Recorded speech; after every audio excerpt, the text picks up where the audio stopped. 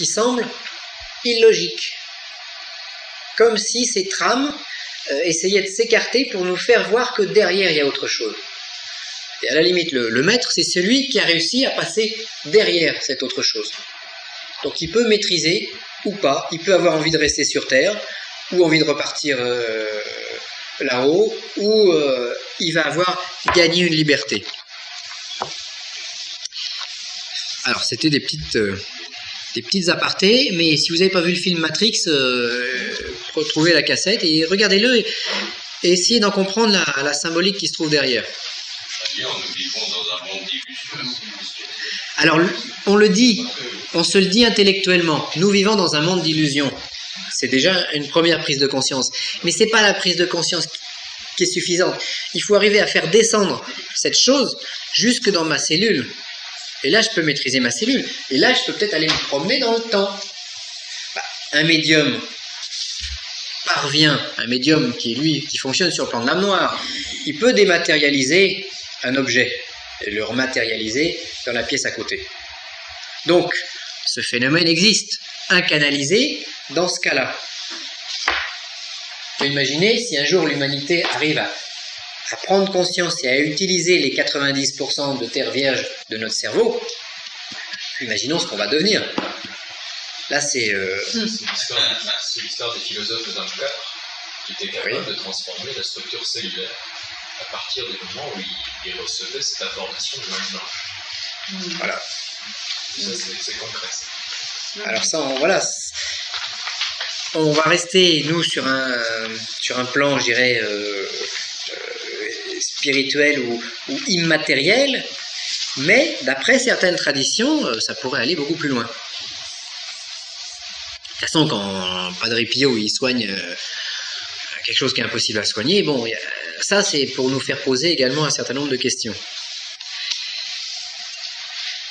Donc le point, quand vous êtes au centre de votre carré, eh bien, essayez de vous imaginer que vous êtes le premier principe, que vous êtes le point. Que vous devenez le point et donc vous devenez démiurge au centre de vos 36 arches. Et d'ailleurs, c'est pareil, les kabbalistes qui font des méditations sur Keter méditent sur le point. Alors, le secret de déclenchement des arches. Un ami me téléphone l'autre jour, il me dit, bah oui, mais ça ne fonctionne pas. Je fais les rites, je fais les prières, ça ne fonctionne pas. Alors, voilà, il y en a parmi nous, ça fait, je sais pas, 2-3 mois qu'ils ont eu le livre ou qu'ils font des expériences, ça fonctionne de manière extraordinaire. Et puis il y en a d'autres, ça fait 2-3 ans qu'ils ont fait les stages avec nous, et puis ils disent, mais j'y arrive, ça passe pas. Qu'est-ce qu'il y a? Alors, parce que ça, vous allez plus ou moins un jour, enfin j'espère non, mais vous pouvez y être confronté à vous dire, bon bah, j'ai fait tout bien comme Laurent Bernard l'avait dit, j'essaye de prendre conscience, j'essaye de faire, et rien. Bon, alors déjà, est-ce que vous appliquez la méthode correctement? Est-ce que vous faites tous les jours votre respiration? Ah non, c'est trop dur. Alors évidemment, si on ne fait pas la respiration, si on ne commence pas par le début, on risque de jamais en voir la fin. Donc ça, c'est pour quand même arriver à pousser au déclenchement. Ensuite, vous avez l'amour qui va rapprocher les plans. L'amour déjà rapproche les êtres. Imaginez deux êtres aussi différents que l'homme et la femme. C'est impossible qu'ils puissent se rejoindre. Ils ne pensent pas de la même façon, ils ne vivent pas de la même façon, ils ne s'habillent pas de la même façon. Tout est là pour nous différencier, pour faire que les hommes soient d'un côté, les femmes soient de l'autre. D'un côté, on a les guerriers, de l'autre côté, on a les Amazones. Bon, et puis c'est la guerre. Non. Qu'est-ce qui va les rapprocher? C'est l'amour. Et voilà. Sur un plan horizontal. Donc sur un plan vertical, tout étant dans tout, on aura la même loi, puisque ce qui est horizontal va être en miroir avec ce qui est vertical. Donc c'est l'amour qui peut nous rapprocher des puissances d'arche. Quand on fait une prière à la Sainte Vierge pour obtenir la guérison de quelque chose, La guérison de quelqu'un. Quelqu'un, bon, voilà, peu importe. Quelque chose, une maladie. La chose pouvant être une maladie. Oui, bon. En gros. Qu'est-ce qui va déclencher Oui. cette puissance, Sainte Vierge? Que ce soit un plan d'âme blanche, d'âme noire, peu importe ce qui va s'exprimer, mais si je veux un résultat, en général, ça va être déclenché par une émotion. Je dois prier avec émotion. Si je prie cérébralement, mentalement ou intellectuellement, je ne vais pas avoir de réaction. Si je prie avec une ferveur, avec la foi, nous disent les chrétiens, mais il peut se passer quelque chose. Et bien là, on va avoir exactement le même problème. Si on prie avec la foi, il suffit pas d'y croire intellectuellement, il faut y croire plus bas en fait, plus dans l'inconscient. Comme on disait tout à l'heure, voilà, il faut que ce soit plus dans les tripes.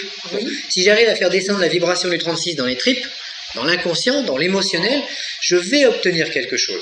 Dans le cerveau, j'ai un ami, pareil, qui est un petit peu loin, qui est à quelques centaines de kilomètres, et puis un jour il m'a raconté une histoire très intéressante.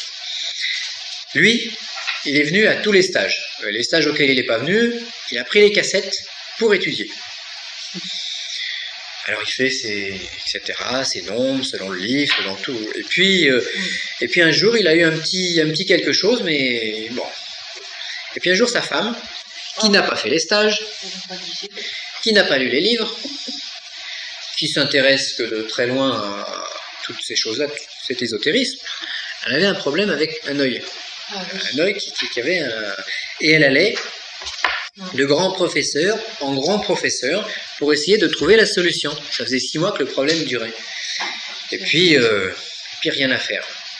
Alors son mari lui dit, bah écoute, toi t'es du nombre 27, ah bah essaye de faire une prière au 27. Alors bon, 27 c'est... Hein, il est là. Je vous donne le 27 au hasard, hein. C'est pas celui qui soigne les yeux. Oui, non. Alors elle prend une bougie bleue, elle se met, bon comme elle n'avait pas forcément sa belle tunique, etc., bah, elle prend une espèce de châle bleu, bon. Oui, mais... Elle se met face au nord, et puis à l'instant où le 27 est présent, donc à l'instant où le 27 va s'ouvrir, bah, elle fait une prière, donc elle fait les sons, hein, nord ce sera ou, et bon, alors elle fait le son du 27, et puis elle lui demande, guéris-moi mon œil. Puis terminé. Quelques jours après, elle attrape une grippe. Pas de chance. Le médecin de famille vient pour lui donner les antibiotiques ou ce qu'il fallait. Et puis il dit, oh, bah, vous avez l'œil tout rouge, faites voir. Alors il fait voir l'œil, il dit, oh, bah oui. Alors elle lui explique que ça fait 6 mois qu'elle traîne de professeur en professeur. Il dit, bah écoutez, moi je suis pas un grand professeur, bah essayez, voilà, je vous prescris telle goutte, essayez les gouttes. Elle prend ses médicaments pour la grippe, elle prend ses gouttes pour l'œil, 1 semaine après, tout est terminé. Plus de conjonctivite, plus rien. Bon, la grippe est partie, guérie. Ah, mais c'est merveilleux. Donc le 27 avait entendu. Alors déjà, le 27, il n'a pas agi en guérissant l'œil en 24 heures chrono, hein, comme à la redoute. Il a créé les éléments, les événements qui allaient faire qu'elle allait trouver la solution. Et c'est le médecin. Et puis, c'est le médecin de famille qui lui, n'était pas spécialiste, qui a réussi à trouver la bonne solution. Il a été le détonateur. Alors, oui, mais donc cet ami, il m'a téléphoné en me disant ça, très content. Il dit, oui, mais c'est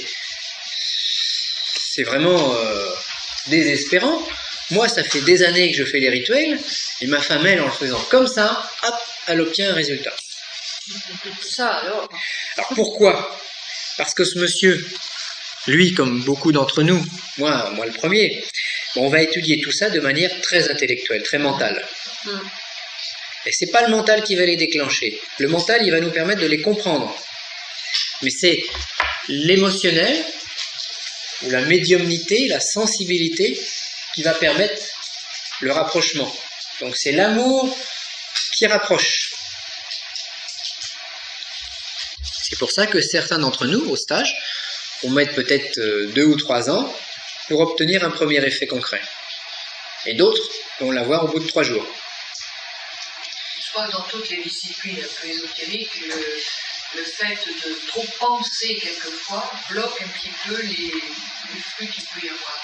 Parce qu'on dissèque trop et les gens primitifs ont de la médiumnité, de la télépathie, enfin toutes ces choses comme ça, inexplicables, d'une façon beaucoup plus instinctive. Il faut être dans le non-jugement. Il faut être il faut être alternatif, je dirais. Comme vous nous disiez tout à l'heure, hémisphère droit, hémisphère gauche. Il faut se promener entre le mental et le cœur. Il faut être alternatif, parce que le mystique va pouvoir déclencher plus facilement. Mais le mystique, il est souvent incanalisé, c'est-à-dire il déclenche le truc, mais il ne sait pas pourquoi, et il ne va pas forcément pouvoir le maîtriser, ni en tirer tout le sel, toute la substantifique moelle. Donc il faut que le mystique travaille le mental. Et il faut que l'intellectuel travaille sa mystique. Oui. Puis ce que je me suis aperçu, c'est qu'en tant qu'homme, on a un sérieux problème, c'est quand on fait un rituel, en fait, au lieu de laisser les résultats venir d'eux-mêmes, on a tendance à vouloir qu'il se passe tel qu'on le voudrait, en fonction de ce qu'on a vu. Quand on dit tel exercice, il va être comme ça, on a tendance en fait à le vivre en projection, à vouloir le faire nous-mêmes, au lieu justement de laisser les énergies redescendre et faire ce qu'elles auront à faire. On est trop actif en fait, c'est le risque de la polarité masculine. On a tendance à vouloir projeter le résultat, à ce qui se passe comme on le voudrait et pas à ce qui se passe comme c'est le plus simple. Voilà. Se passer, voilà.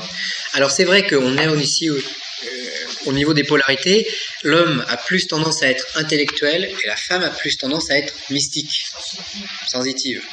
Et dans certains textes ou dans certaines choses très très particulières, on dit que justement, il faut qu'il y ait cet échange de polarité. L'homme qui est intellectuel doit devenir mystique, et la femme qui est mystique doit travailler son aspect mental. À partir de là, on a le ribis des alchimistes, où on a l'androgyne, c'est-à-dire l'être qui a le cœur et l'esprit ouverts. Et là, c'est le feu. S'il vous plaît. Oui. Par exemple, moi, en ce qui me concerne, je trouve ça, ce que vous évoquez hier, tout à fait intéressant, même assez fascinant. Alors, ça, c'est à côté de moi. Il y en a un autre qui ne peut pas s'empêcher de douter. Oui. Bon. Alors, moi, je suis magnétiseur professionnel. Oui. Donc, je fais ça depuis 30 ans. J'ai une grosse clientèle, etc. Je soigne toujours les gens avec le doute. Oui. Il existe toujours ce doute. Ça n'empêche pas de les guérir. Oui, oui. Pas tous. Oui, pas oui. mal d'échecs. Alors là, est-ce que ça peut marcher si le doute existe quelque part? Et comment? Et ça ne se décrète pas? Non, ça ne se commande pas, le doute. Je crois qu'il faut garder le doute. Moi, c'est comme ça que je vais fonctionner. Parce que le doute, ça va permettre de ne pas se faire piéger. Comme on disait hier, dans des systèmes qui peuvent être farfelus. Parce que du 36, on peut partir dans des délires absolument extraordinaires. Bon, c'est arrivé à certains. Bon, pas qu'on connaît, mais bon, il y a des gens qui ont déliré avec ça. Le doute, c'est l'aspect intellectuel. Moi, je comprends parfaitement parce que quand je me dis, est-ce que c'est pas du placebo? Est-ce que c'est pas du placebo? Vous voyez? Oui. Ah oui. Oui. Je crois qu'il faut essayer. Je comprends. Alors là, est-ce que c'est pas du placebo? Voilà. Il faut essayer. Hein? Quand on est au centre. Voilà. Ce qu'il faut essayer, c'est, je pense, ne pas avoir le doute quand on est au centre. Bon. Quand on fait son rite, quand on fait sa prière, c'est mieux si on ne doute pas, je pense. Hein. Maintenant, douter avant, douter après, c'est humain, c'est normal. Il y a même des gens qui ont eu des résultats exceptionnels, puis un matin ils vont dire non, là maintenant je doute. Là. Vous êtes des fois habité par le doute? Comment est-ce que vous faites? Pas là-dessus. Est-ce qu'on pourrait pas Mais que c'est un état d'esprit? J'ai pas. Attendez, j'essaie de répondre. Je vais pas avoir de doute quant à cette structure. Je l'ai beaucoup travaillé. J'ai essayé de trouver justement les failles de la structure.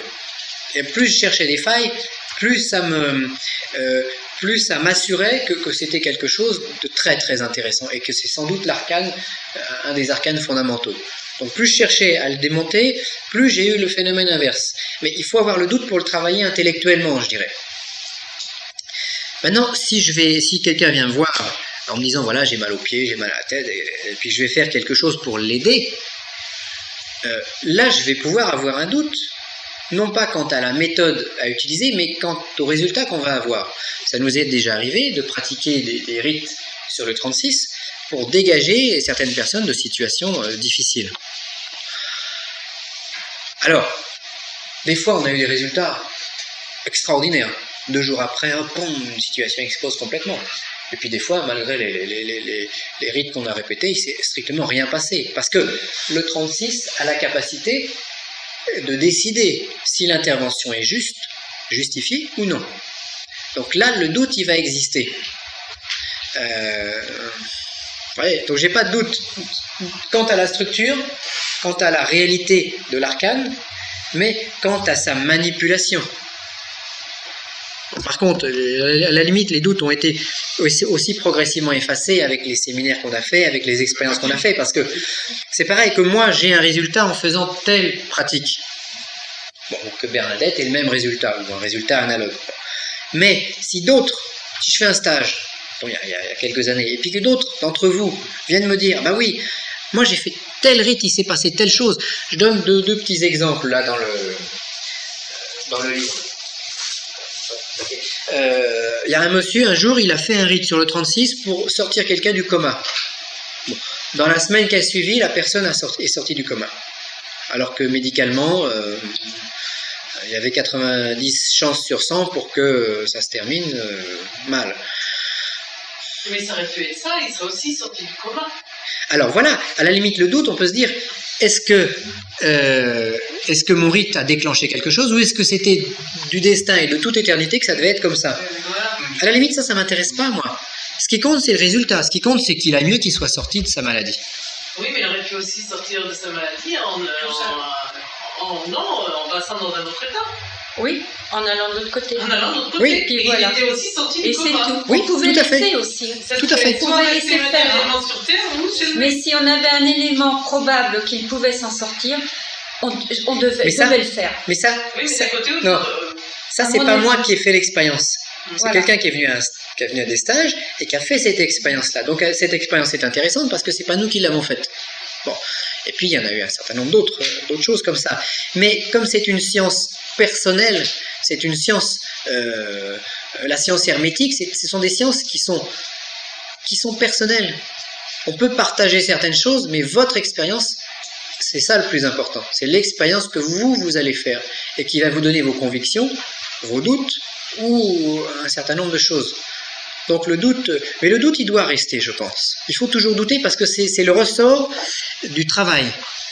Mais Bernard, moi par exemple, pour éviter les doutes, quoi, Oui. je me dis que si c'est positif, si ça va s'arranger, c'est que c'est le moment. Si ça s'arrange pas, c'est que c'est pas le moment. Oui. C'est bien, moi, je pense. Non, est-ce qu'on ne pourrait pas raisonner autrement? Et ce qu'on appelle un doute, est-ce qu'on ne pourrait pas l'appeler autrement? On sait très bien que ce n'est pas une science exacte. On sait très bien que la qualité essentielle, c'est d'avoir la foi. Donc ça veut dire que la foi déjà implique qu'on a une croyance en quelque chose. Oui. Et que donc la foi est déjà une qualité qui n'est pas nécessairement équivalente au doute. Par contre, comme ce n'est pas une science exacte, on sait que ça n'est pas toujours... Oui, de cause à effet, oui. À 100% cause à effet. Donc, si on a la foi, si on a cette entité et qu'on y croit très fort, à la limite, le doute, c'est simplement ce qu'on pourrait assimiler à la capacité d'être humble et de dire que nous faisons ce que nous pouvons, mais que finalement, ce n'est pas nous qui sommes... Décidons, oui. Ah oui. Oui, voilà, on peut le... Et c'est un petit peu ce qu'il disait tout à l'heure. Oui. Le fait qu'on n'ait pas de résultat immédiat, donc peut nous laisser un flou en disant est-ce que c'est vraiment notre intervention ou est-ce que et qui a décidé quoi? Est-ce que si on n'était pas intervenu il y aurait rien eu ou est-ce que parce qu'on voudrait flou, ça y est. Voilà. Alors, ça y est. c'est pareil. Ah oui. Il reste, et c'est ce point, justement, parce que ce doute, c'est un point d'interrogation, c'est un point, c'est une case qui n'est pas remplie. Je pense que c'est ça l'origine du doute. Donc, ça nous oblige à continuer à travailler pour remplir, pour effacer ce doute. Mais le doute, il est bien qu'il reste là, parce que une fois que j'ai rempli tel cas, je m'aperçois qu'il y a encore un petit point de doute, et puis encore un petit point, et c'est ça qui va me servir de ressort, de motivation pour travailler. Oui. C'est ça. Oui. Ok. Donc alors une chose. Et en plus, par rapport à ce que tu disais que le but, c'est d'être immortel. Oui. Voilà. L'esprit. Donc, l'esprit. Oui. Donc, c'est vrai que nous, en tant qu'humains, oui. Ce qu'on veut, c'est un résultat matériel. Physique, oui. Physique. Oui. Mais justement, si on n'a pas ce résultat physique, on a peut-être réussi l'immortalité. Ailleurs. Oui. Ailleurs. C'est ça. Le fait de Donc, travailler. On n'a pas forcément échoué. Non. Oui, mais on a l'impression. Ce que je voulais dire par rapport au coma, le cas bien près du gars tout à l'heure, même si la personne en était morte physiquement, il avait peut-être au contraire hyper réussi. Et si elle est revenue matériellement, physiquement. Tout à fait. Si elle était partie. Oui, voilà. Que là, au contraire, il a échoué. Bien sûr. Le fait de le ramener sur Terre, il a peut-être échoué. Il faudra expliquer ça à la famille. Alors, la famille, c'est qu'on est trop rattaché au matériel. C'est l'émotion. C'est l'émotion. C'est l'âme noire qui rattache. Et ça, c'est... On est dans un monde en fait, et puis là dans un stage où on va rebondir comme ça de droite à gauche. Par exemple, imaginons quelqu'un qui va travailler pendant 15 ans là-dessus. Il essaye de guérir son cousin qui a une maladie grave, parce que lui c'est sa motivation. Et puis pendant 15 ans il fait tout un tas de rituels, tout un tas d'expériences, tout un tas de découvertes nouvelles sur le 36 pour guérir son cousin. Bon. Et puis son cousin, il finit par décéder.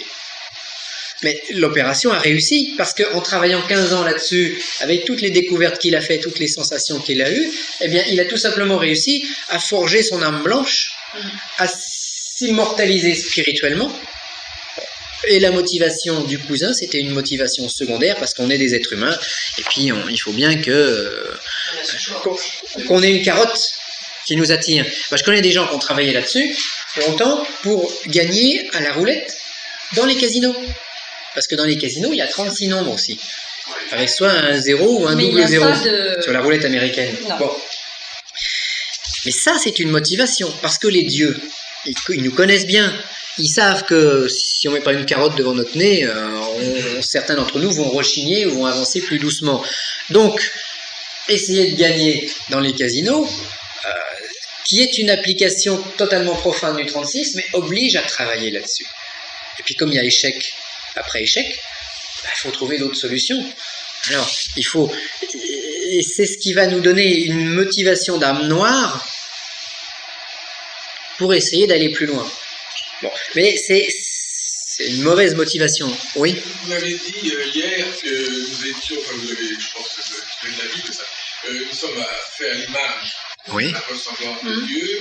Aujourd'hui, vous dites le but c'est de devenir immortel. Oui. Donc, en définitive, ça veut dire devenir immortel, devenir Dieu. Se rapprocher de l'image. Voilà, il nous a fait à son image, mais on est une image déformée, comme au miroir on disait hier. L'icône d'ailleurs, l'icône de Dieu. Bon, mais c'est une mauvaise motivation, oui. Vous m'avez dit hier que nous étions, je pense que c'est de la Bible ça, nous sommes faits à l'image, la ressemblance de Dieu. Aujourd'hui, vous dites le but c'est de devenir immortel. Oui. Donc, en définitive, ça veut dire devenir immortel, devenir Dieu. Se rapprocher de l'image. Voilà, il nous a fait à son image, mais on est une image déformée, comme au miroir on disait hier. L'icône d'ailleurs, l'icône de Dieu. Parce que la question que je voulais poser vraiment, c'est est-ce que le but de tout ça, en définitive, et c'est pour rejoindre ce que vous disiez tout à l'heure, que le vrai but, c'est pas la guérison du cousin, mais c'est cette découverte profonde de son intériorité. Est-ce que le but de tout ça, c'est pas de se trouver vraiment dans son centre, au centre de l'âme? Oui. Parce que c'est pas ça le vrai but. Oui, le vrai but, c'est ça.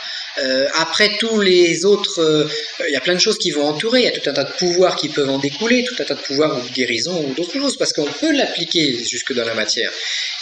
Mais c'est pas le but. Le vrai but, il est de découvrir, de se centrer, de découvrir son propre centre, de découvrir qui nous sommes. C'est ça, c'est le centre, c'est l'axe, c'est l'arche. Voilà, c'est l'axe. C'est l'axe de la pyramide, en fait. Il faut qu'on arrive à se situer dans l'axe, qu'on soit bleu, vert, jaune, ou etc. On doit trouver l'axe. La pyramide, c'est Dieu. C'est la représentation de Dieu. C'est le Fils. C'est plutôt une représentation, quoique...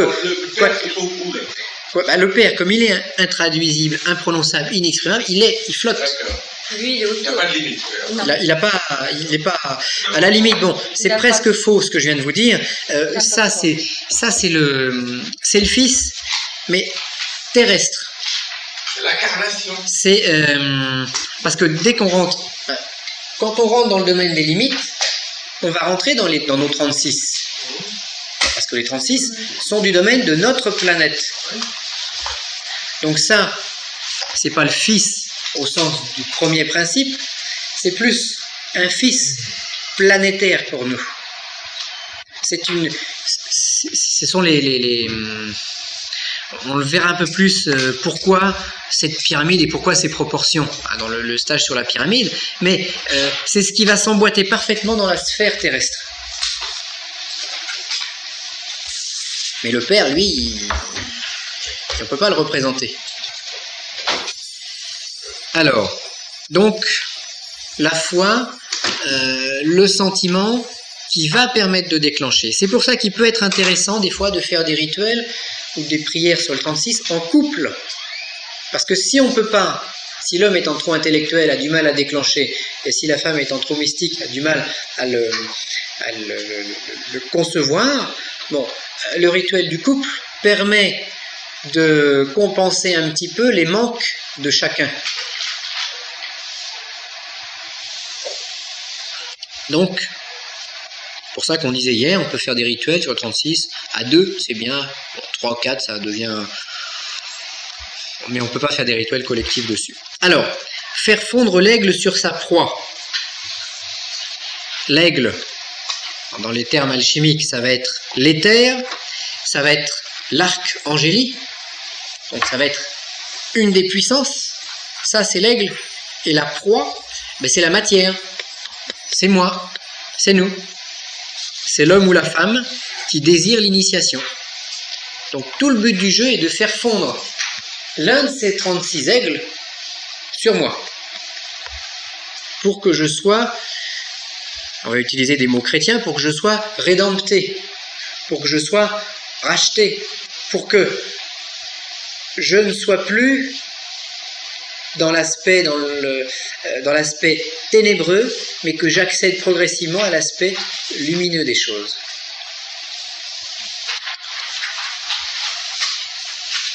Alors dans tous les textes alchimiques, quand on nous dit c'est pareil, le roi doit connaître sa reine, etc., eh bien c'est l'esprit qui doit connaître la matière.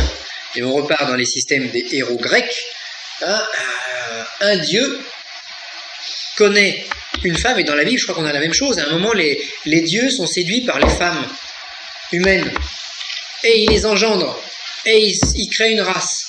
C'est quand même très curieux que des anges qui sont normalement non sexués, ou tout du moins pas de la même façon, viennent jusque dans la terre pour connaître le plaisir de la chair. C'est symbolique. C'est pareil, quand on nous parle de Jupiter ou de Zeus, qui se déguise en poisson, ou qui se déguise en je sais pas quoi, en oiseau, pour aller connaître une femme, et pour engendrer Héraclès, ou je ne sais plus quel héros.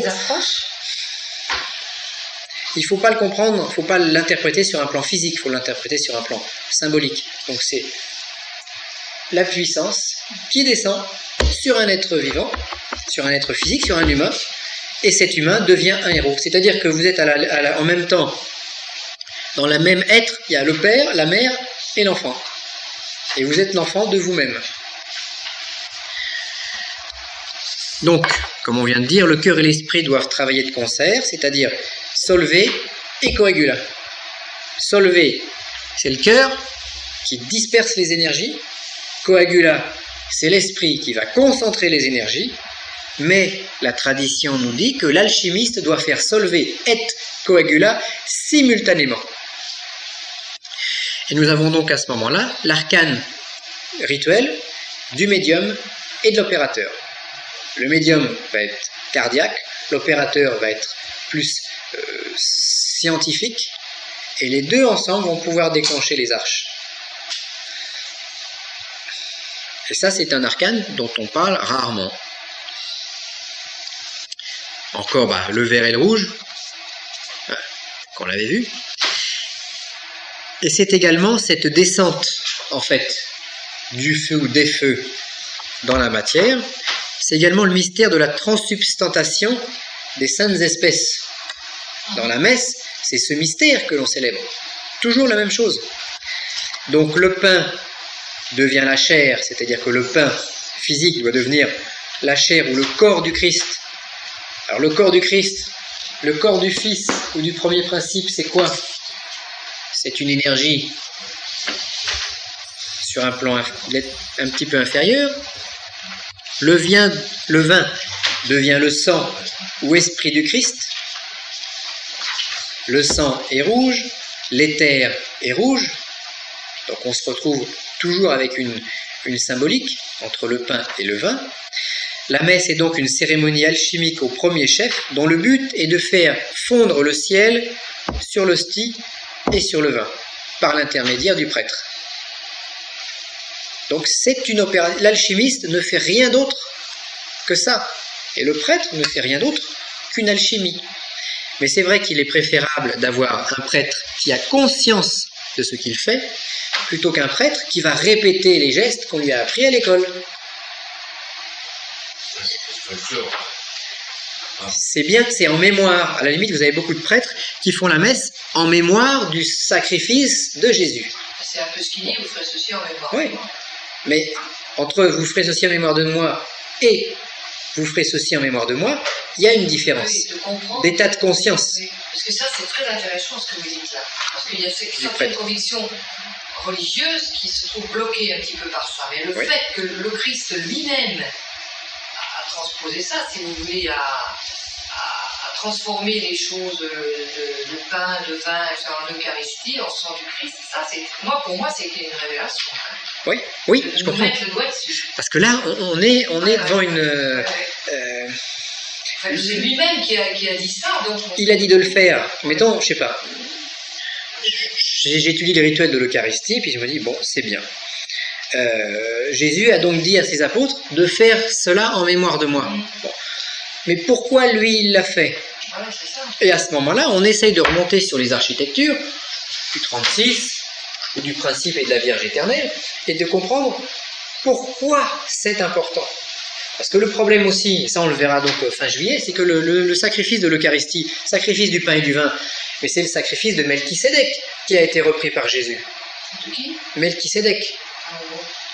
Donc ça veut dire que le sacrifice du pain et du vin est bien antérieur à la naissance de Jésus. Et quand dans la Bible on parle d'Abel et de Caïn, mais qu'est-ce qui sacrifie Abel et Caïn? Il y en a un, il sacrifie le sang, et l'autre, il sacrifie le blé, les fruits de la terre. Il y en a un, il sacrifie du végétal, et l'autre, il sacrifie de l'animal. Encore le pain et le vin. Donc, si ça a été repris religieusement durant des millénaires, ce rite, c'est que c'est un rite qui est inscrit non seulement dans nos gènes, dans nos cellules les plus intimes, mais c'est que c'est un rite de haute théurgie. Parce que les anciens, c'était des peuples qui vivaient quand même dans la difficulté. Ces peuples-là avaient besoin de magie efficace. Donc ce qui a traversé les siècles et les millénaires, c'est des choses efficaces. Parce que c'était la survie, ils avaient besoin de lutter pour vivre, de trouver de l'eau, d'avoir leurs troupeaux qui se reproduisent correctement, de ne pas avoir de maladies. Nous, à la limite, on peut faire de l'ésotérisme de salon, c'est-à-dire on se réunit ensemble, on se fait plaisir, on discute sur des sujets qui nous intéressent. Bon, c'est pas vital. Pour eux, c'était vital. Donc le pain et le vin, c'est encore la même chose, vu différemment. Et ces fameux élixirs de longue vie que cherchent les alchimistes. Et qu'est-ce que fait le prêtre? Il boit dans son calice le vin de l'éternité. Amusant, c'est la même recherche. On cherche l'éternité, oui. En même temps, c'est la chlorophylle et l'hémoglobine. réunis Oui. de vert C'est et rouge. l'hémoglobine. Oui, vert et rouge, voilà. Donc, dans le végétal, c'est la chlore. Oui, c'est le vert. Donc le sang vert, le sang rouge. Et l'île vert. Tu as la réunion des deux dans la transsubstantation. Vous avez touché à un point extrêmement. Il y a des points. Intéressant, il existe. Il est vraiment. Parce que dans notre recherche, Là. bon, dans notre recherche de spiritualité, on doit avoir une spiritualité, mais concrète, comme on disait tout à l'heure, hier, on doit faire descendre le 3 dans le 4, c'est-à-dire qu'on a besoin d'une spiritualité concrète, pas d'une spiritualité évaporée. Il faut qu'on touche les choses. Les anciens les ont touchés, donc on va essayer de retrouver le même chemin que eux ils ont pris pour accéder à un Moïse. Un Moïse, je pense, il n'avait pas le carré magique du 36 comme nous on peut l'avoir.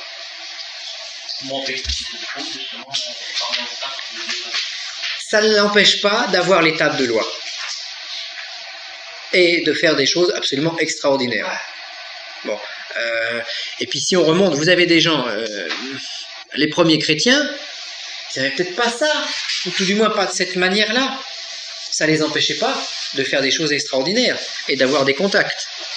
Donc ça signifie aussi, heureusement, que même si on n'a pas le 36, on peut s'en sortir spirituellement. Il ne faut pas être sectaire ou dogmatique. Mais ça va quand même nous aider. Donc autant travailler, si on travaille donc sur le 36 et puis qu'on vient de dire sur la transsubstantation des espèces, on va travailler sur des arcanes, c'est-à-dire sur des pratiques millénaires qui existent, qui ont été utilisées par les anciens et qui peuvent être réutilisées par nous, modernisées. Pas modernisées dans le sens de trouver des choses qui n'existaient pas avant, mais remis au goût du jour. Oui, question. Comme ça, pour l'anecdote, est-ce que vous avez déjà eu des religieux qui se sont intéressés justement à ça? Oui. Oui, comme ça, c'est une question. Oui. Mais pas. Bon, le problème d'un prêtre, par exemple, c'est qu'il va être en général axé sur sa pratique. Bon, la moyenne d'âge des prêtres aujourd'hui en France est de 70 ans. Ah oui, bon. 70 ans. 70 ans, ouais. Au début du siècle. Ça a changé. Ça a changé. En 1900-1910, il y avait 50 000 prêtres en France. Aujourd'hui, on en a 20 000. Bon, on est en chute libre. La population est passée de 60 millions. Voilà, en plus que la population a augmenté, donc il y a un différentiel qui se fait. Pourquoi? Je pense que parce que le prêtre aujourd'hui n'a plus tellement les clés. Il n'arrive plus à expliquer pourquoi l'Eucharistie. Bon, donc il va moins bien l'animer. Et puis bon, il y a un petit détail comme ça entre nous dont on s'est aperçu. Quand un prêtre fait sa messe, il a le vin déjà c'est pour lui, c'est pas pour les fidèles. Et puis il y a les hosties. Alors en général, il a ses hosties, enfin il a son hostie, la grosse hostie, qui est sur l'autel, qui va consacrer, qui va élever, etc., qui va participer en fait à l'Eucharistie. Il mange son hostie, il boit son vin, éventuellement s'il y a un diacre ou s'il y a un autre prêtre qui est là, on lui en donne un petit peu aussi. Et une fois que le saint sacrifice est consommé, on va chercher les hosties, les autres pour les fidèles, dans l'armoire, on les sort et tac, on donne la communion. Eh bien c'est pas vrai, c'est plus comme ça. La grosse, il la partage maintenant en tout petits morceaux pour tout le monde. Et elle a plus que les autres. C'est pas vrai. Ah oui. Ah, il y a beaucoup de messes. Attention. Non. Il y a beaucoup. Attends. Il y a beaucoup de messes qui se font. On va chercher les petites hosties après, pour les fidèles. Non, la grosse, après. Il la partage à tout le monde. Parce que... Ce qui serait. Parce que voilà, en fait, le principe, c'est que c'est dans l'hostie, dans la grosse hostie qui a été sur l'autel, qu'il y a eu la magie de la transsubstantation. Pas dans celles qui sont enfermées dans l'armoire. Voilà, et ben voilà. Alors, l'éternité, il ne veut pas la partager avec les autres. Il ne peut pas placer l'éternité. Donc, je dirais qu'il y a un... Alors, soit il y a un oubli volontaire ou involontaire ou une mauvaise manipulation. Elles ne sont pas consacrées d'emblée. Elles ne sont pas consacrées de la même façon. Ah, certes non. C'est comme l'énergétique. Ouais. Si je fais mes respirations, c'est moi qui vais me charger. Ouais. Si c'est Bernadette qui fait les respirations, ça va peut-être me charger un peu, mais pas pareil. Oui, mais elles ont été consacrées à une messe précédente. Elles sont où? Moi, je les vois pas sur l'autel. Jamais. Je les vois pas. Moi, je sais pas. Ah oui, elles ne font pas ce mot sacré, ça. Ça, c'est dans les rites catholiques, parce que dans les rites chrétiens orientaux, oui. On donne le pain qui a été trempé dans le vin. Ah oui, là, c'est mieux. Mais là, c'est bien. Là. Après, là, je suis d'accord. Voilà, comme tu disais, bon, heureusement, tout le monde fonctionne pas comme ça, mais ça, c'est une preuve que pourquoi les gens viennent plus forcément dans les églises, mais parce qu'il y a des traditions qui se sont perdues ou parce qu'on ne veut pas partager. Ouais. Bon, à la limite, c'est juste, parce que le prêtre, lui, il a consacré sa vie à Dieu. Le fidèle qui vient à la messe, il vient que tous les dimanches, qu'une fois par semaine. Il y en a qui y vont tous les jours. Ouais, ils y vont tous les jours, ouais. Bah, ceux-là, peut-être qu'ils ont un petit bout de la grosse hostie. Non, mais c'est vrai ce que je te dis, mais c'est parce que c'est une question. Mais sur le plan.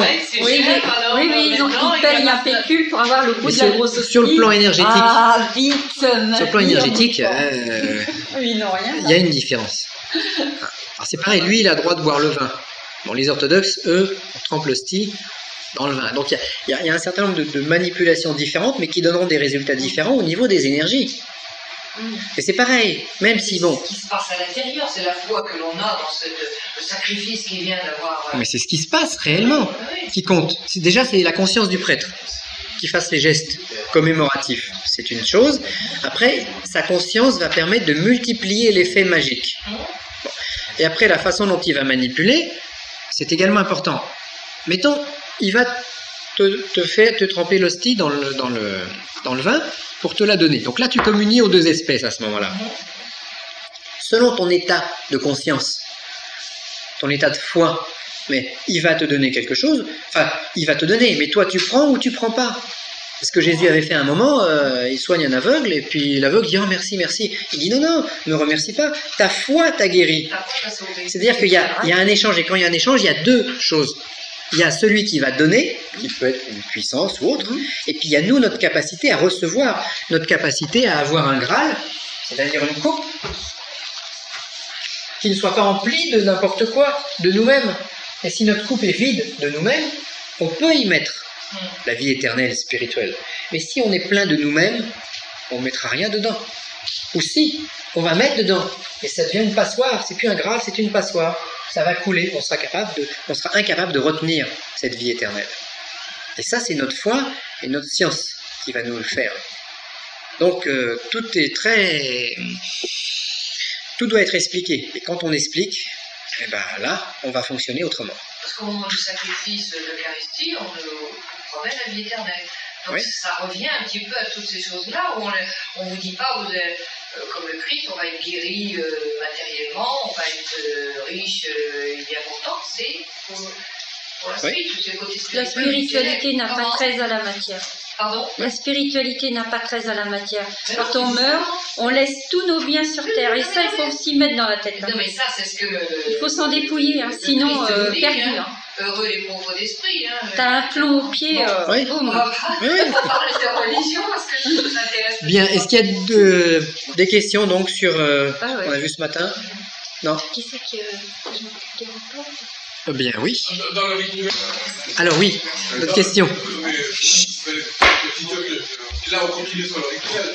Oui. Non, parce que c'est pour savoir quand est-ce qu'il y a une demande. Ce rituel est fait dans la vie précise.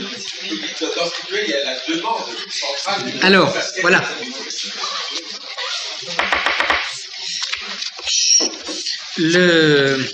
La demande. Quand on a fait notre rituel aux 4 éthers, là, à la fin, on peut demander quelque chose.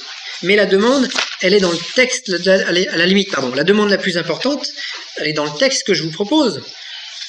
Que les 36 m'acceptent et m'aident à prendre conscience de mon âme blanche et de mon esprit. Qu'ils ouvrent mon cœur à l'amour du Fils, qu'ils œuvrent à la révélation de mon esprit. Ça, c'est la demande qu'il faut faire tout le temps parce que c'est la demande la plus importante.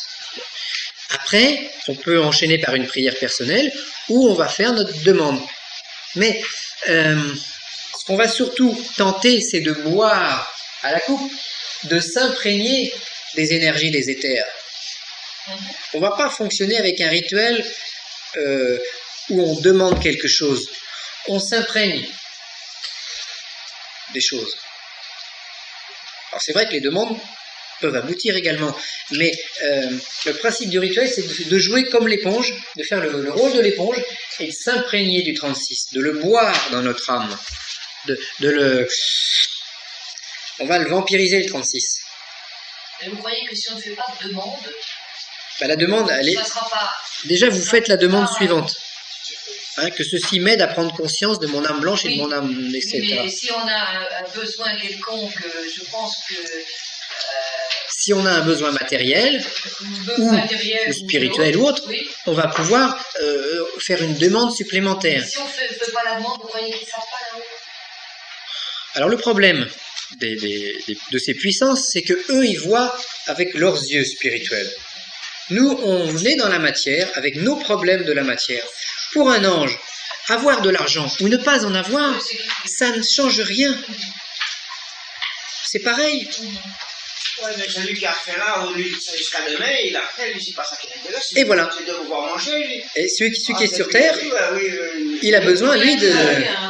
Vous croyez que là-haut, il ne ressent pas nos besoins? Non. Oui, il ressent et pas. le Christ vous dit, demandez, vous aurez. Ah, tout à fait. Demandez. Alors, oui, non, mais il n'y a pas ça. Mais il vous dit, oui, mais le pain. Demandez, vous recevrez. Tout à fait. Demandez, vous en aurez. Frappez, on vous offrira. Oui, ça revient. Le pain quotidien, c'est ça. C'est la vie éternelle. Si vous en avez déjà et que vous me demandez en plus, alors là, c'est pas la même chose. Mais si vous n'avez rien, vous devez demander. Oui, quand c'est plat, c'est plat. Pas la peine de... Si vous en avez déjà et que vous en demandez, là, c'est mauvais. Voilà. Et celui qui n'a rien, il demande, c'est pas vrai. Non, mais ça peut être que niveau financier, mais d'autres choses. Mais on peut... on revient à ça. Il faut donc demander. Il faut, je pense qu'il faut... Alors, il y a des choses qu'on va demander au 36. Bon. Mais il y a d'autres choses. Si vous faites bien vos respirations, vous ne demandez pas au 36, vous n'allez pas déranger une puissance angélique parce que y a votre voisine qui fait du bruit après 10 heures du soir. Bon, là pour votre voisine, vous faites 2-3 respirations et le problème sera réglé. Peut-être qu'il veut que les puissances soient angéliques également.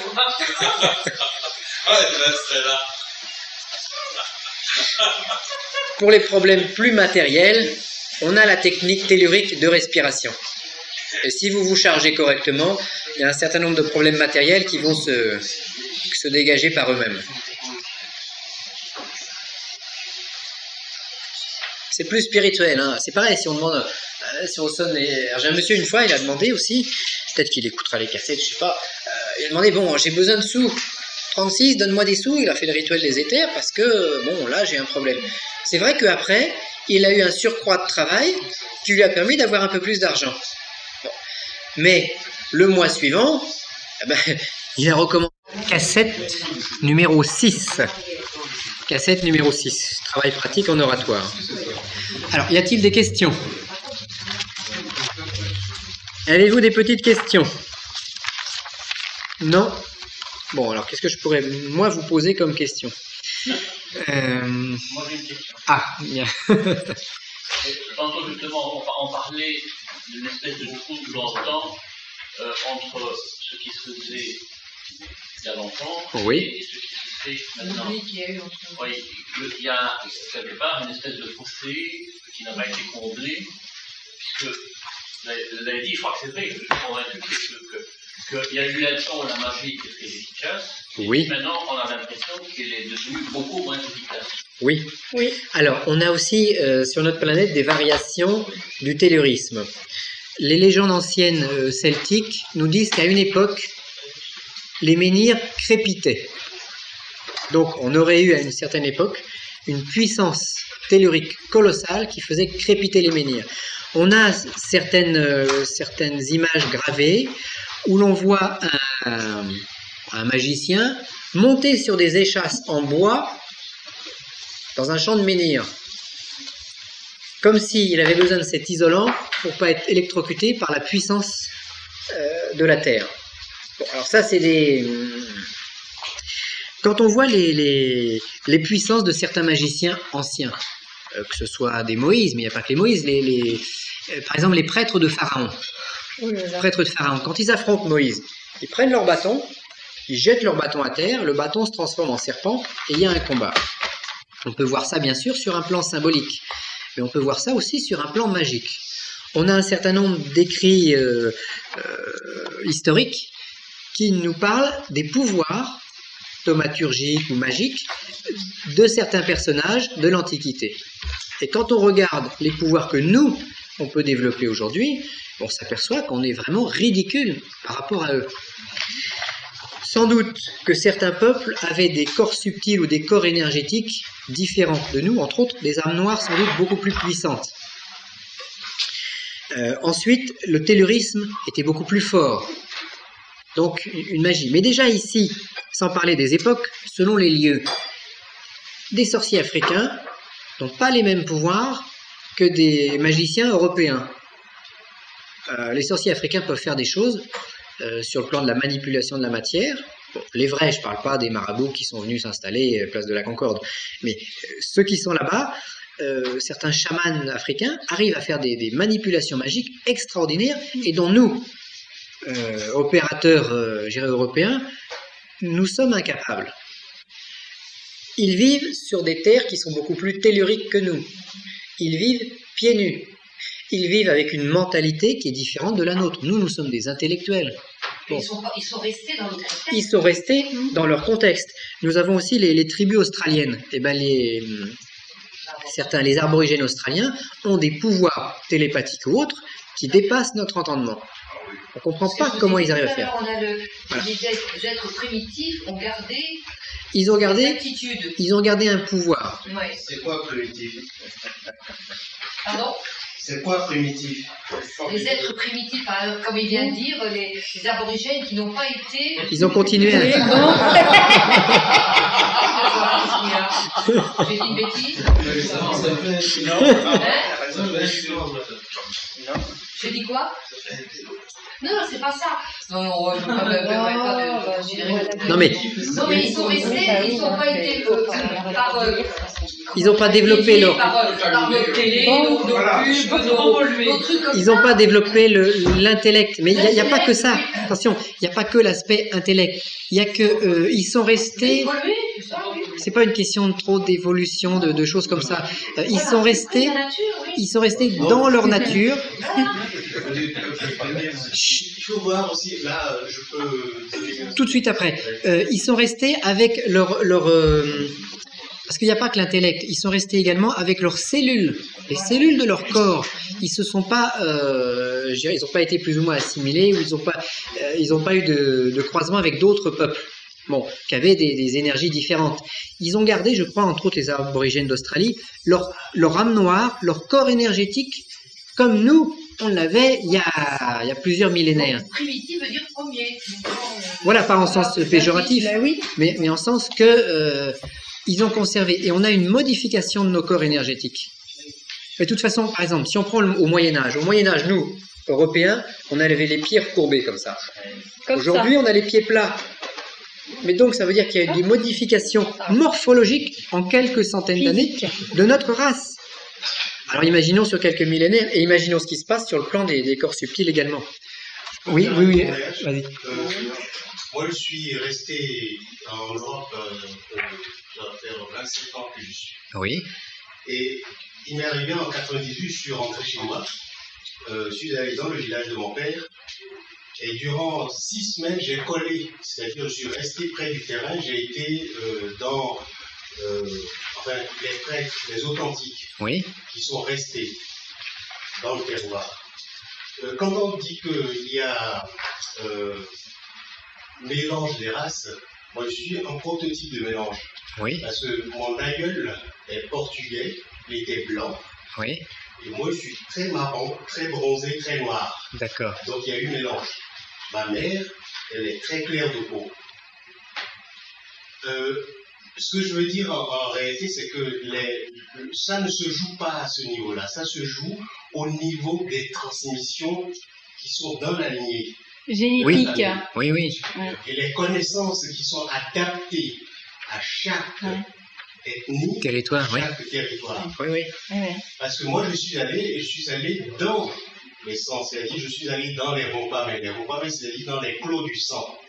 Et dans les clos du sang, j'ai pris peur parce que j'ai demandé, on m'a montré des choses. C'est-à-dire que vous allez, c'est des connaissances de plantes qui poussent dans les sentiers.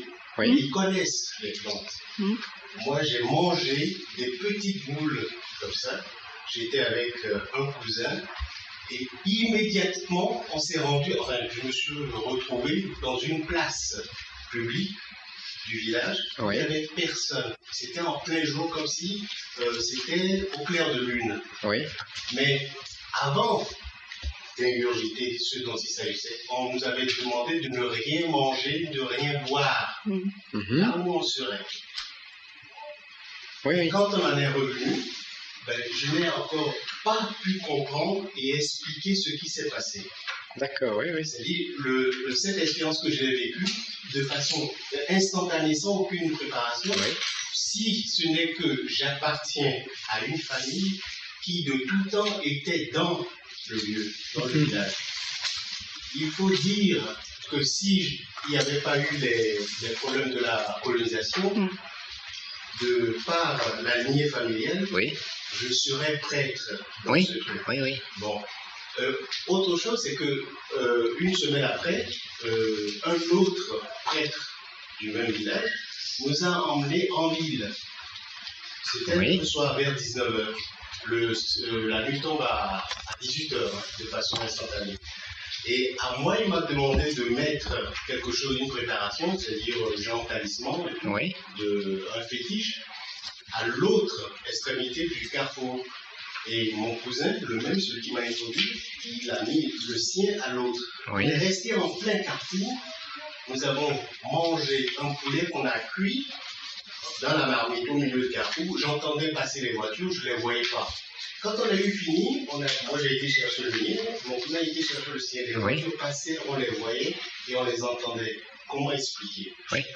Donc là, je pense qu'ils ont des connaissances qui sont pratiques, mais qui sont immédiates, et que ce n'est pas, les manipulations ne sont pas au niveau intellectuel, mais pas mental. On ne peut pas expliquer. Mais ce sont des manipulations authentiques, et que le fait d'avoir été en contact avec d'autres races et tout, au niveau même du sang, parce que je ne suis plus un authentique produit du terroir, n'a pas d'influence, que ça se trouve ailleurs. Oui, je comprends. Mais je pense que c'est justement quand on reste sur le terroir ou sur le territoire, on garde l'âme, mais le corps énergétique. Et je pense qu'il y a les gens qui sont capables de faire des choses comme ça. Bon, je pense que c'est très très rare. Mais ceux qui en sont capables ont gardé leur puissance énergétique d'avant. Bon. Et nous, en fait, nous, on a beaucoup travaillé sur le mental. On a une civilisation qui est orientée différemment. Et il y a des choses qui nous ont échappé. Donc on se retrouve avec une... On a trop voulu expliquer, on a trop une recherche matérialiste de confort. Nous, on fonctionne avec le principe du... Ça ressemble beaucoup à ce que dit Monsieur. Comment c'est votre prénom? Marcel. Oui, ce que dit Marcel, ça ressemble énormément à des expériences qu'on lit dans Castaneda. Oui. Chez les Ayayaki. Oui. En absorbant des plantes hallucinogènes, ils se trouvaient dans des états... Ça, c'est très très intéressant. Mais c'est le travail chamanique. Le travail chamanique. Oui, exactement. Moi aussi, j'en ai fait en France. Je crois que c'est comme dans toutes les traditions, c'est multi. Il y a plusieurs niveaux. Tout à fait. Parce que même dans cette tradition, ce que je vais appeler les sorciers, il y a quand même le niveau où c'est des anthropophages spirituels, où ils ont des connaissances, des pratiques, où ils vont capter ce que nous appelons l'âme noire et le changer en un animal virtuel et puis le manger. Et ça, tout ça existe.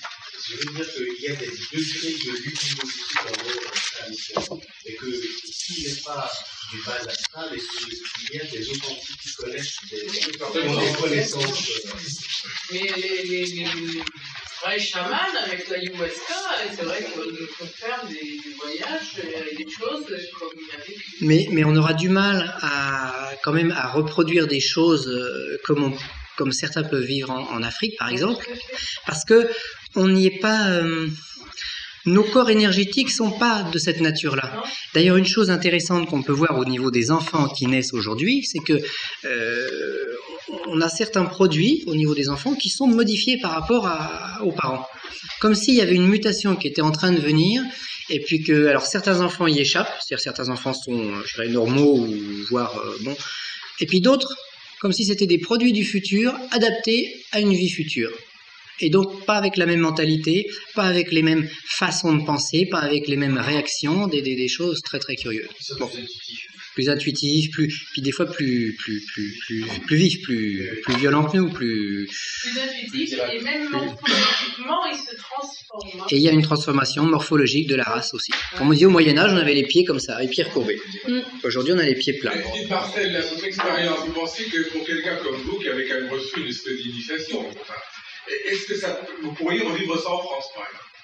Avec les produits, oui. Avec les produits, certainement. Oui, et tout à chacun pourrait le oui, mais c'est ce que j'ai dit. Moi, je ne l'ai pas vécu exactement aussi fort, mais je l'ai vécu. On va manger. On peut faire un séminaire sur le chamanisme. Je ne sais pas si c'est au niveau des... Non. Ce sont des hallucinogènes, je sais pas. C'est des plantes, parce que les bribes qui m'ont été communiquées, il y a des graines qu'on appelle des atacons, ce sont des piments d'un genre particulier, et qui ont la faculté d'ouvrir le verbe sur une plante. C'est-à-dire que c'est un catalyseur qui permet, quand on choisit la plante adéquate, de changer de niveau, de faire changer de niveau à la plante. Et elle devient efficace sur nos plants. C'est un tout petit truc comme ça. Oui, c'est un tout petit piment, voilà. Mais il est fort possible quand tu parles, que moi, ça fonctionne dans ton parler, donc je sais ce que c'est, je l'ai vu. Je pense que ça peut fonctionner sur le territoire ancestral, avec tout le système, mais pas dans notre carrefour ici. Il y a un lien, c'est simplement de la terre, du sable là-bas. Oui. Et d'avoir les deux pieds sur ce sable-là, et ça devient efficace. C'est vrai. Ça, je pense, je demande à voir, parce que... Tout le bagage mental que les Européens travaillent derrière eux, ça m'étonnerait que ça marche pour eux, ça. Faut voir.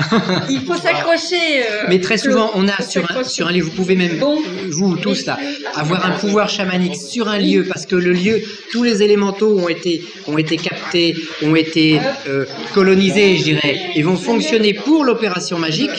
Mais si on veut refaire la même opération, place de la Concorde, les élémentaux ne réagissent pas, ne fonctionnent pas. Non, il y a des terres pour faire. Et c'est le principe des hauts lieux. Le haut lieu, c'est ça, c'est un territoire qui a été domestiqué depuis des générations et qui fonctionne. Et si on déplace la magie, on a 10 fois moins ou 100 fois moins de résultats. Donc je pense qu'il faudra prendre des billets d'avion pour aller... Mais en plus de ça, de toute façon, c'est que les préparations qui sont faites pour en arriver là, elles sont faites quand même pour que ce soit le maître chamanique. En plus, ils ont eu des initiations de père en fils. Oui, dans le sang, le pouvoir. Et une vibration que de toute façon, déjà les plantes, on ne pourra pas les avoir en France parce qu'elles passent en plus, ce mélange qui passe les frontières, c'est ce chaman lui-même qui les amène. Si c'est vous qui les amenez dans votre valise, elles seront déjà déprogrammées. Voilà, elles seront déprogrammées, mais même prises. Voilà, c'est un don. Si tu regardes dans tes ancêtres, si ça se trouve, t'as une grand-mère qui mange le feu, t'as un aïeux qui était redouteux, t'as encore une arrière-grand-mère qui était sorcière, donc ton sang est porteur d'une forme de magie, d'une forme de don, et toi tu as le ça amplifie ce genre de phénomène. Mais par contre, le chaman en question peut te faire faire le travail. Mais toi, oui, mais il est obligé d'être là. Il est obligé d'être là. Il est obligé d'être là. Et dans le sang. Ah oui, non, mais je l'ai vécu l'été dernier. C'est ça que je vis. Parce que lui, il a pas de voilà. Oui,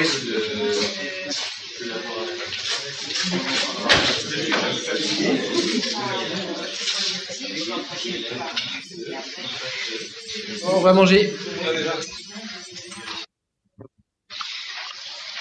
Voilà, donc ce matin on a fait la révision du rituel des 4 éthers avec un certain nombre d'éléments en plus. Et on va attaquer le rituel d'aimantation du feu. Alors comme je le disais tout à l'heure, autant l'énergie des 4 autant l'énergie de l'éther, c'est une énergie qui va être indifférenciée, qui va être une énergie qu'on pourrait même représenter sous la forme du blanc. Autant l'énergie du feu, de l'air, de l'eau et de la terre sera une énergie différenciée, donc qui aura une action sur un domaine précis.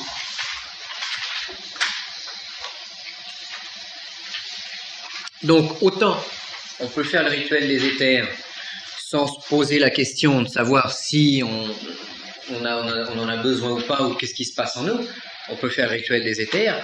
Par contre, si par exemple j'ai de la fièvre, ben, je vais éviter de faire un rituel du feu, parce que je risque d'augmenter ma fièvre.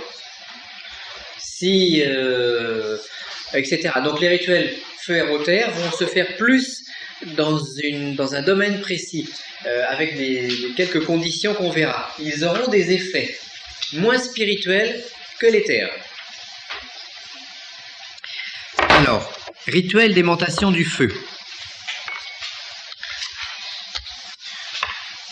On a vu que le soufre, alors en alchimie on appelle soufre un certain nombre de choses. Pour nous le soufre ça va être l'esprit et le mercure le corps. Donc le soufre ce sera plus le centre et le mercure l'extérieur. Et vous me direz qu'en alchimie on a aussi un troisième élément qui est le sel. Donc le soufre c'est notre esprit, le sel, enfin le mercure c'est notre corps, et le sel c'est ce qui peut rester de nous après cette vie. Soit une âme blanche, soit rien. Donc ce qu'il faut, le but de tout ça, c'est qu'il reste de nous un sel, qu'il reste de nous quelque chose, une substance. Alors le feu sur lequel nous allons travailler n'est pas le feu d'une bougie ou le feu d'une cheminée, ça va être un feu invisible.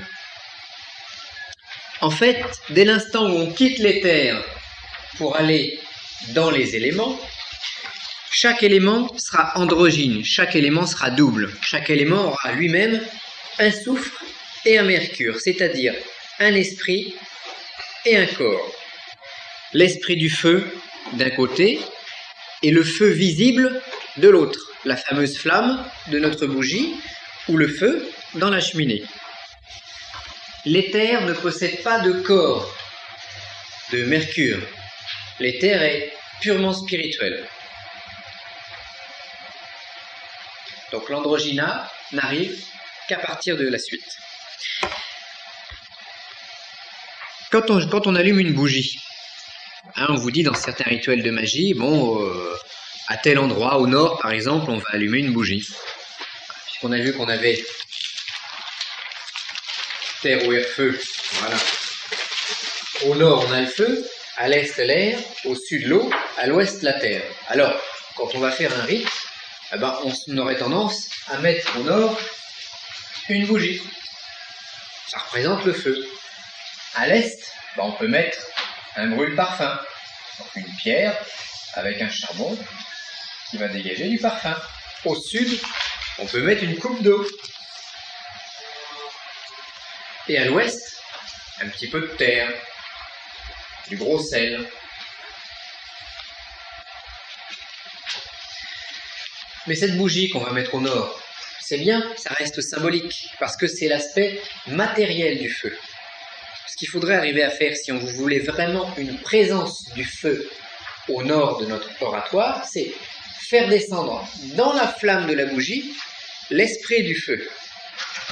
Et à ce moment-là, on n'aurait pas simplement le mercure, c'est-à-dire le corps de l'élément feu, mais également son esprit.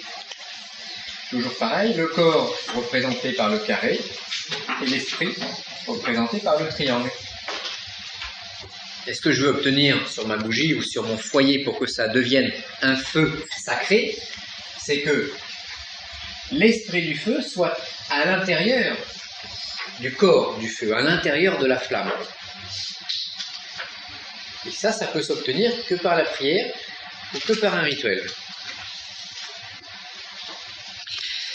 Alors ce feu invisible que je voudrais faire descendre dans mon feu visible, bah, c'est une espèce de feu secret.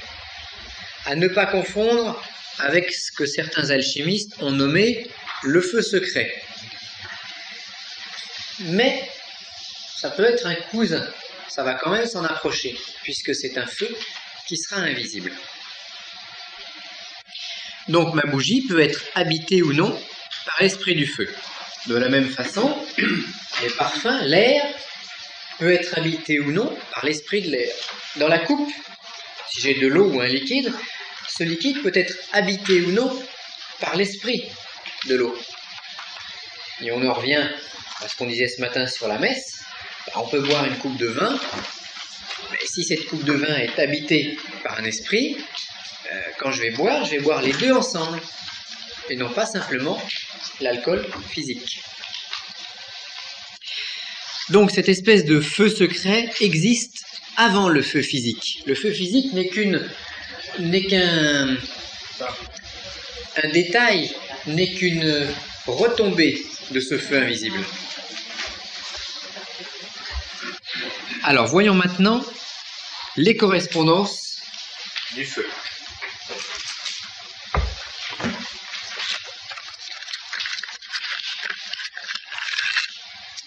On va avoir des périodes. Il y a des périodes pendant lesquelles le feu sera plus exprimé qu'à d'autres moments. Alors déjà sur un plan purement physique, le feu il s'exprime plus facilement en été. Quand il fait chaud, la forêt prend feu plus facilement. Donc les correspondances, je dirais, occultes du feu, ce sera principalement le 21 juin. Pourquoi ? Tout simplement parce qu'au 21 juin, voilà, et le solstice, c'est quoi? C'est le moment, c'est le jour le plus long et la nuit la plus courte. Donc comme c'est un feu qui est quand même invisible, ce feu sera en correspondance avec la journée la plus longue et la nuit la plus courte. Tandis que le 21 décembre sera plus en harmonie avec les ténèbres, avec l'absence d'énergie. Le feu, c'est aussi l'énergie, c'est la vitalité, c'est la puissance. Alors, dans les périodes du feu, on a le 21 juin. On va dire 2 mois, 1 mois et demi avant, 1 mois et demi après. C'est vrai qu'en été, le feu s'exprime mieux. Alors, si ce 21 juin, je le reporte sur la journée physique, j'aurai le midi. Le midi, c'est le moment où le soleil est le plus culminant, donc il fait le plus chaud. Midi solaire, et non pas midi officiel. Il est vrai également que si je fais un rituel du feu au moment du passage de l'un des nombres du feu, j'aurai un appui plus important que si je le fais pendant que le 2 ou le 17, qui sont des nombres d'eau, sont en domination. Alors, je passe vite fait là-dessus parce que vous avez à la fin du livre sur le 36 des tableaux. Déjà, vous avez des tableaux avec des dates de naissance, avec des dates pour savoir par rapport à votre date de naissance si vous êtes d'un élément terre, eau, air, feu ou éther. Donc vous cherchez votre date de naissance et puis vous trouvez votre nombre correspondant. Et vous avez également d'autres tableaux de la journée qui vont vous permettre de calculer l'heure prédominante pour le 4, le 6, le 13, le 15, le 22, le 24, le 31 ou le 33. Également dans le courant de l'année, puisque chaque nombre reste 9 jours dominants dans notre ciel, dirons-nous, eh bien, comme le 6, par exemple, nombre 6, qui est un nombre du feu, reste dominant pendant 9 jours, si je fais un rituel du feu pendant la domination, pendant les 9 jours de domination du nombre 6, j'aurai plus de puissance que si je le fais pendant un nombre 29.